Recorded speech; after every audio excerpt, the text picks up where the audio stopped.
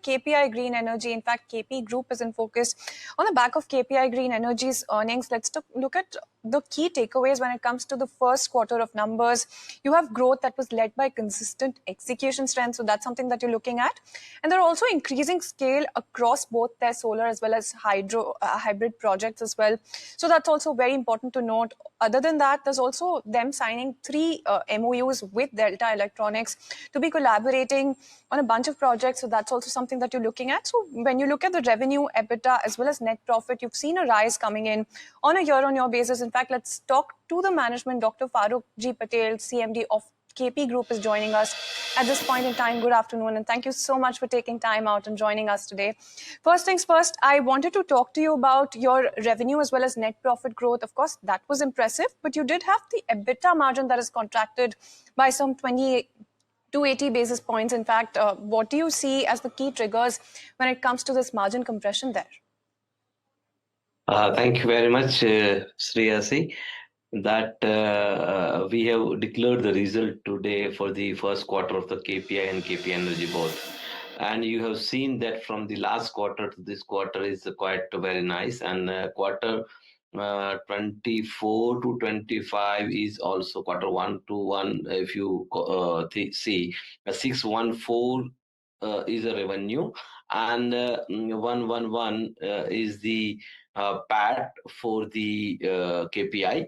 And same with the, you can go to KP Energy also, that from the last year to this year, 40 to 45 or 60% growth in both companies. And the order book is quite a strong, and execution also the quite strong. And EBITDA, as you said, as you mentioned, is 200 and something in KPI and 100 and something in the KP Energy also. So let's see the trajectory from the last say 24 quarters. If you can calculate, we are doing well for the renewable energy as a KP group. All right, then, Mr. Patel, I just wanted to double down on that, try and understand if there's a strategic decision that you're taking at this point in time to be prioritizing growth over immediate margin expansion. Is that something that you're looking at? Yes, we are going, as you mentioned in before also, that we are going to with the Delta and all this stuff because of the base and the green hydrogen and the offshore businesses. So, of course, we are going for the sustainable renewable energy growth of as a group. All right, then, absolutely. So I also wanted to talk about your order book as well, because that is quite important to talk about. Could you provide a breakdown of this order book in terms of IPP versus CPP? What percentage is what you have for solar versus hybrid projects? Give us a sense, a little more color on this then. We have the order book for the CPP and the IPP in KPI is about 1.8 gigawatt. Which is a work in progress, and in a KP Energy 2.22 gigawatt, as in a hybrid and the solar and the wind 3 segment.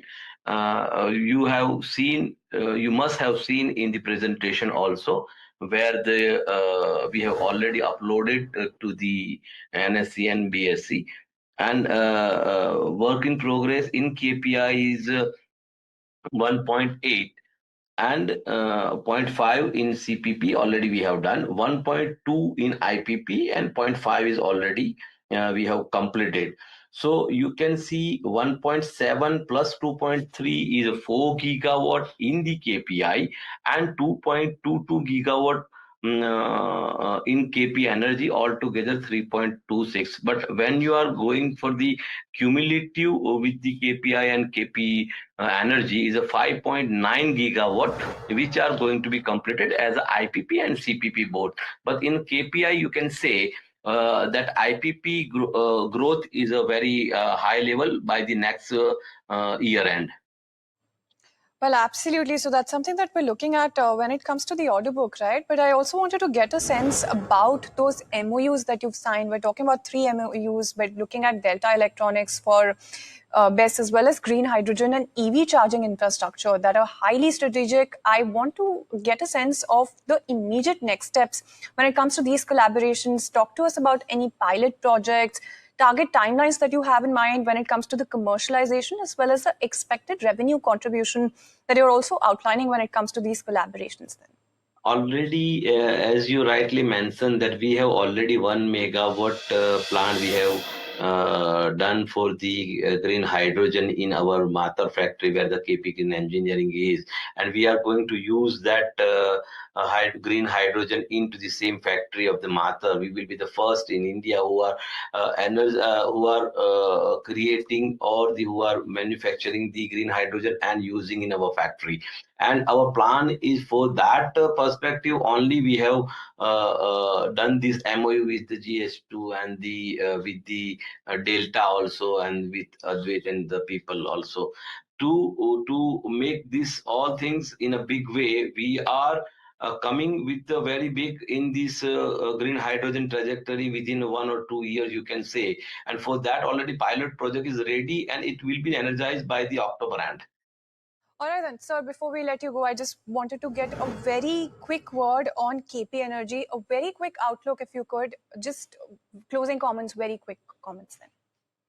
Thank you very much. KP Energy is having a 2.22 gigawatt orders in hand in the EPC of the wind.